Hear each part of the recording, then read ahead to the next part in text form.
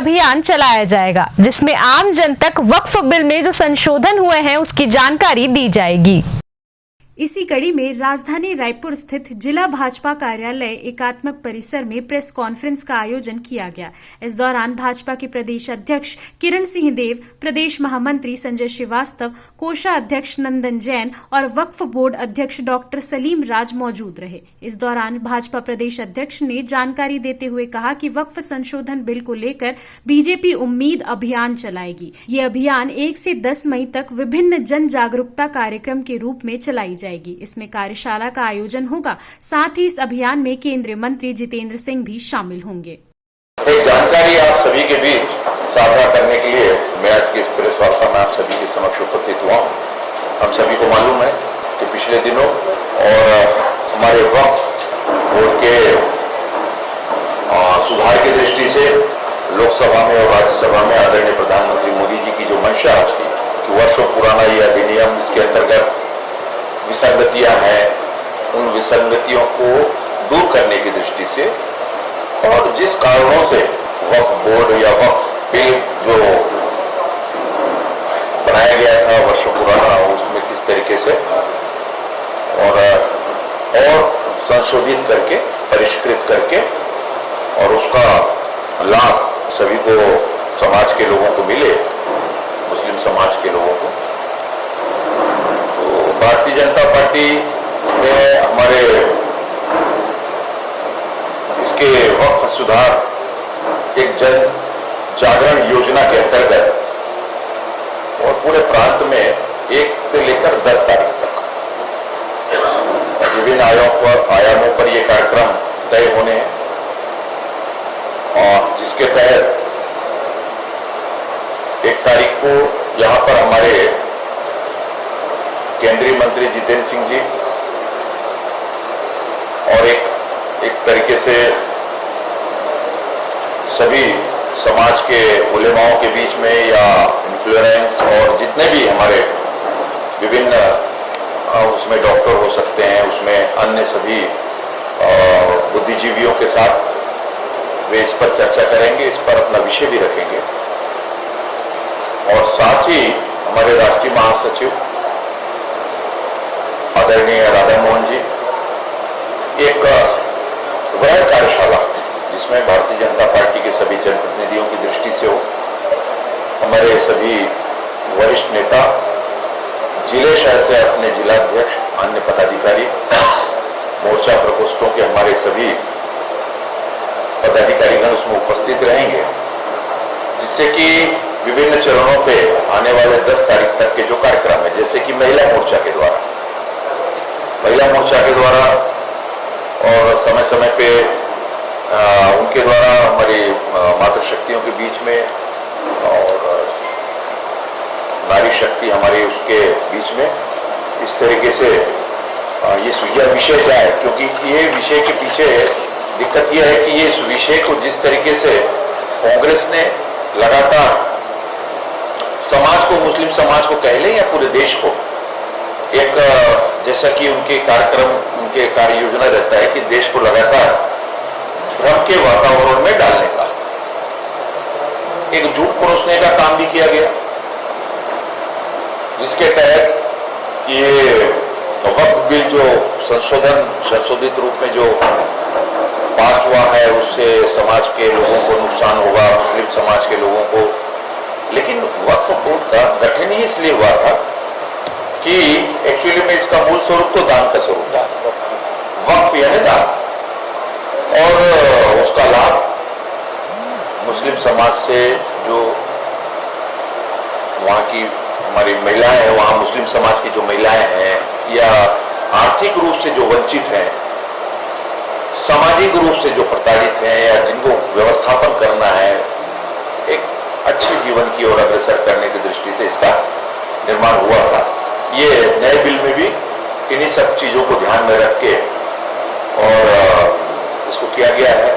विशेष वर्ग से संपर्क का अभियान इस 1 से 10 तारीख के बीच में छत्तीसगढ़ में, और महिला संवाद की दृष्टि से मैंने बताया आपको, हमारे जो अल्पसंख्यक मोर्चा है भारतीय जनता पार्टी का और हमारे महिला मोर्चा के नेतृत्व में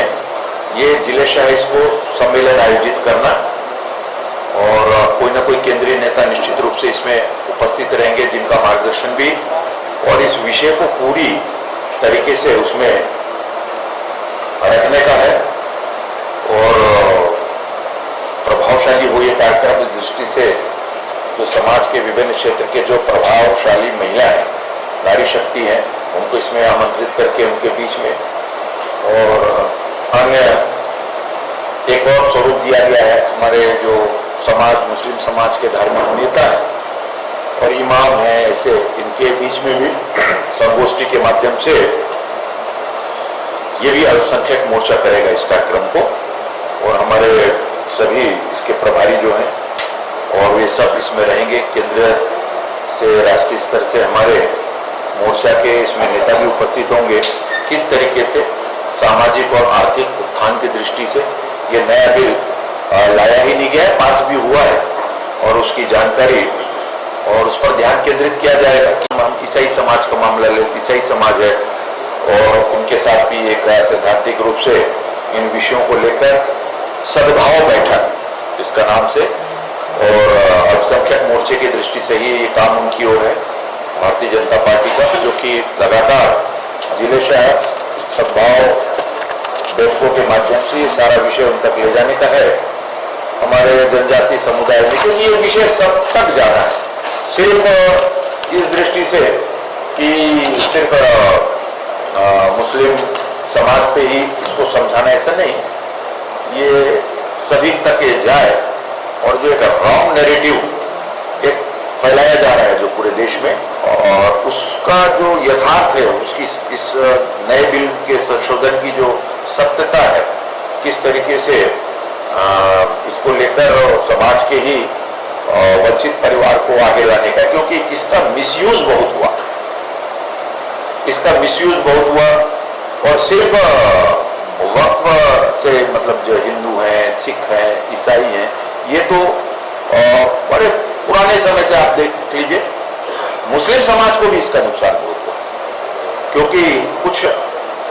चंद प्रभावशाली लोगों के ये इसमें हाथ में ये आ गया था और हम तमिलनाडु की घटना को देखें, अभी तमिलनाडु का विषय सब और है और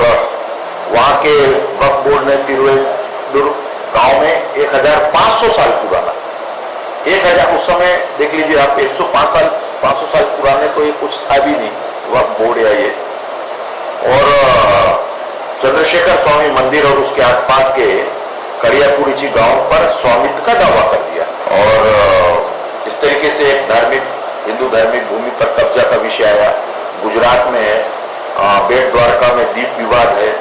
ये भी बहुत पुराना है, शिव शक्ति सोसाइटी है, मनम्बम केरल ऐसे वक्फ बोर्ड के 400 एकड़ भूमि पर दावा किया और जिसमें से 1000 भूस्वामियों और लगभग 600